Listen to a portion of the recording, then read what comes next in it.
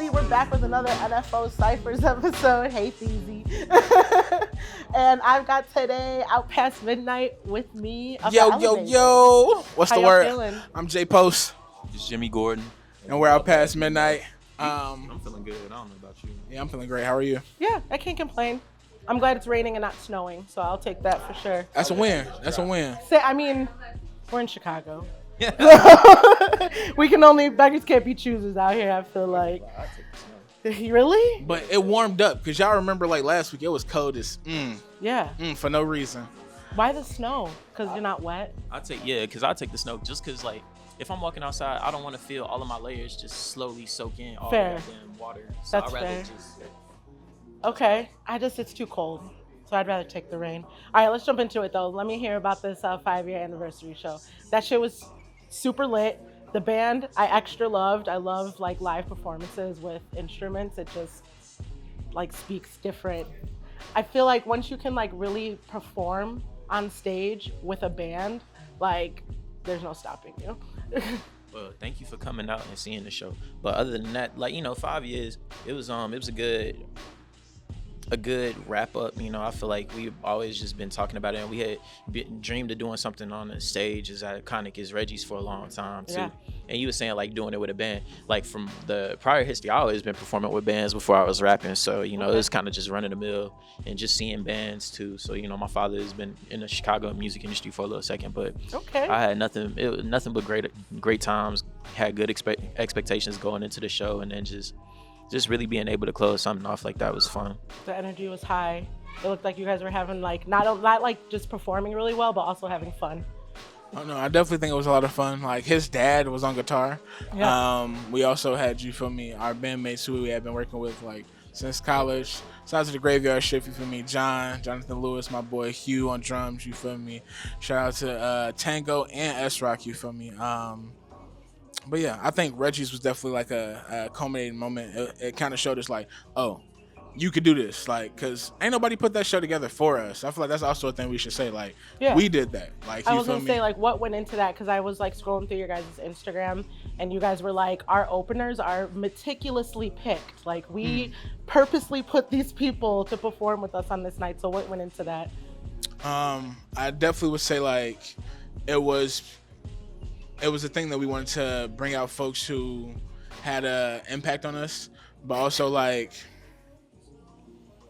I don't know, I feel like when putting together a show, you want to make sure each layer that's added is like, man, I wasn't tapped in before, but I'm here now. Yeah. You feel me? So like Linda Soul, we've been working with Linda since like, you feel me, poetry days, high school, like literally. Bambi was leading poetry workshops with us, one of our mentors, you feel me? We just had her literally one of our teachers, you feel me? Heavy, you feel me? Heavy was one of the judges that made us a finalist at Tip Fest, and he seen us at Tip Fest, and he said, "Yo, we gonna work." And next few months, we was in the studio already. Like it was very much like one of those like everybody. Literally, shout out He's Heavy been on Crowns. an episode too. Everybody that, you feel me, was a part of the show. They were more than like just people we invited out. They were family. You feel me? They are family. Easy picks. Like, easy picks For sure. Chris Robin. We He's literally also been been on rapping an and writing episode. with Chris Robin forever. So shout out to Chris. Shout out Chris Robin. He is one of my, like, since I've been introduced to all these indie artists out here, like Chris has got it up there on my list. Chris for is sure. one of the people that inspired us to have a band too. Cause Yeah. like just seeing all the things that he's able to do with his guys is just really, miraculous and amazing. And it's just, inspiration, iron sharpening iron. So we just Of course. we got to take the next step. Hell yeah. All right. I wanted to congratulate you guys on your grant for your open mic. Thank you. That's thank awesome. you. I want to know, how long have you guys been doing that, and like how'd you guys decide to start doing something like that?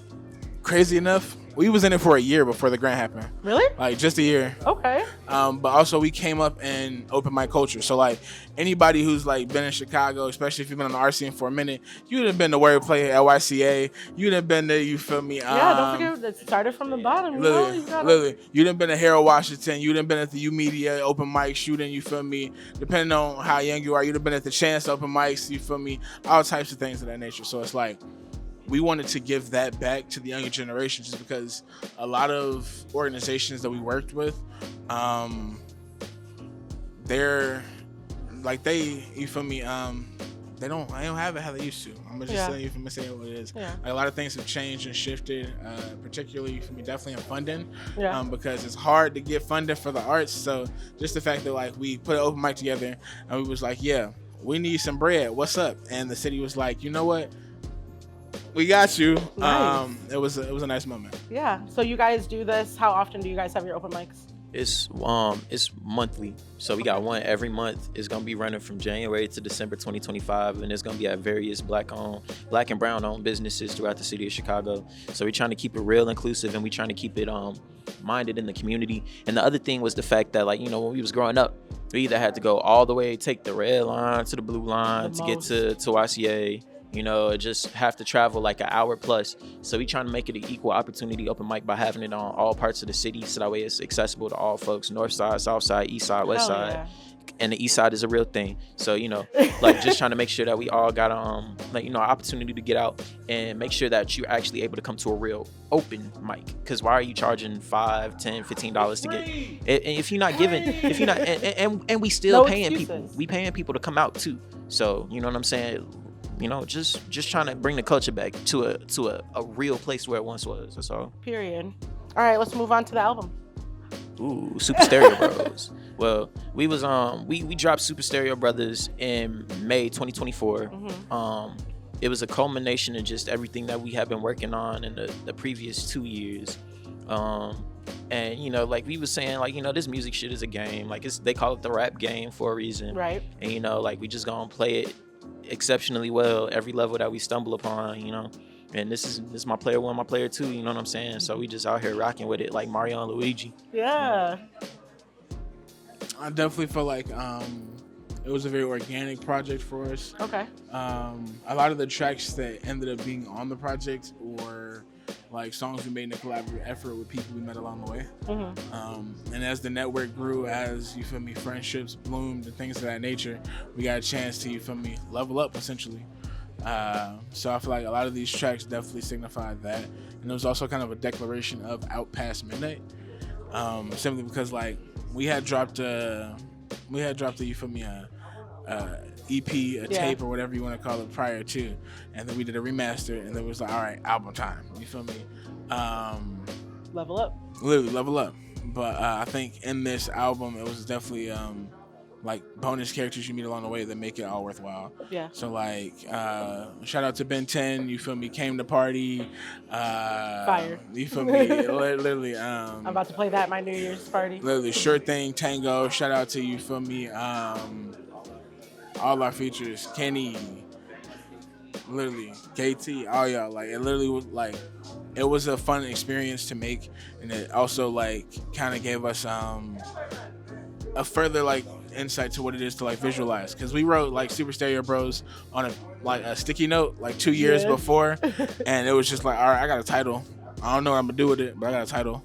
Okay. And then 2 years later, it's like, you find damn. that sticky note and you're like, ah. Literally, it's like, oh, hello, I got some songs. Wait a second, and then it happened, you know. Hell yeah. Okay. Let's talk about Memphis. How was that?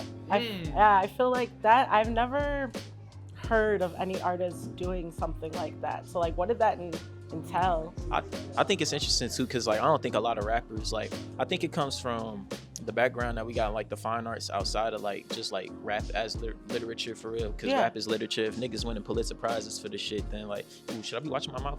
No, you're good. Okay. Yeah, if niggas winning Pulitzer prizes for the shit, then it's like you recognize it as literature. It is literature plus music.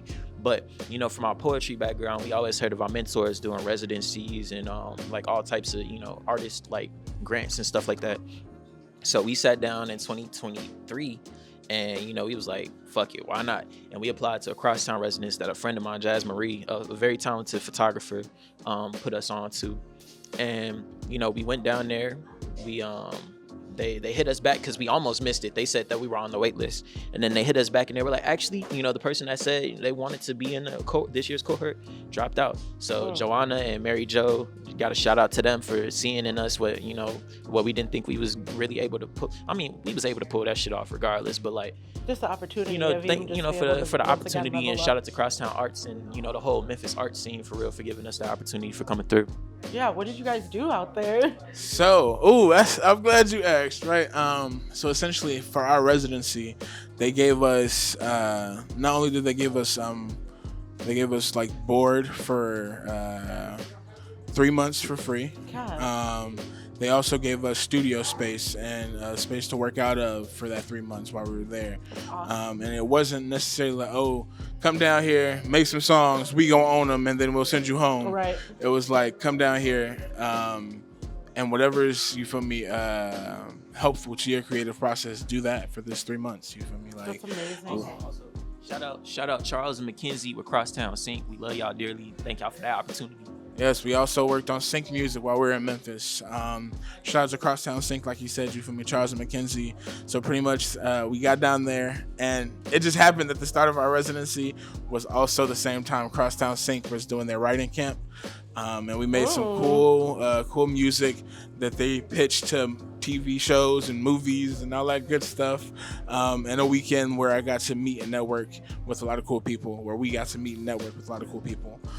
What a great alignment. Somebody dropped Yeah. out, now you're not off the wait list, and like, coincidentally there's a Literally, writing camp going literally. on. Like, And we yeah. secured a placement, but I'm not gonna talk about that shit. Yeah. Outpass movies. Fuck you mean. Outpass movies, nigga. Okay. All right, and then I always like to end my interviews with like a little one-off. What's an action or activity that you do on the daily that you feel brings purpose to life? It doesn't have to be anything crazy huge, like just something that you do on the daily that you're like, I know that this is making a difference in not just my life but other people's.